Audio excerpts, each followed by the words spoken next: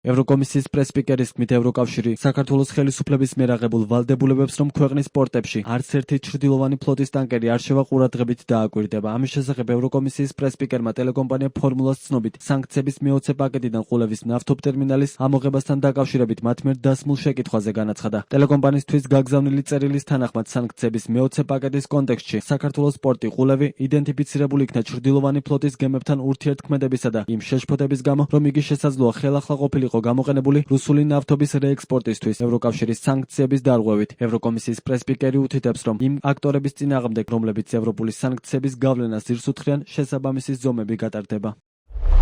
სანქციების საკითხებში ევროკავშირის სპეციალურმა წარმომადგენელმა საქართველოს ხელისუფლებისაგან მიიღო პირობა, რომ ის საქმიანობა, რომელიც ჩვენ შეშფოთებას იწვევდა, შეწყდება. საქართველოს საგარეო საქმეთა მინისტრმა აიღო ვალდებულება, რომ ამიერიდან ჩრდილოვანი ფლოტის არც ერთ ტანკერს არ მიეცემა საქართველოს პორტებში შესვლის უფლება. დამატებითი ვალდებულებები იქნა მიღებული სოკარისაგან, აზერბაიჯანის სახელმწიფო კომპანიისაგან, რომელიც ოპერირებას უწევს პორტებს. ევროკავშირი ყურადღებით დააკვირდება ამ ვალდებულებების შესრულებას და არ მოერიდება ზომების მიღებას იმ აქტორების წინააღმდეგ, რომლებიც აქტიურად უთხრიან ძირს ჩვენი სანქციების გავლენას. საქართველოს ხელისუფლებამ დაადასტურა, რომ ისინი შეწყვეტდნენ რეექსპორტს და ჩვენ ყურადღებით ვაკვირდებით, რომ ეს ასე იყოს პრაქტიკაში.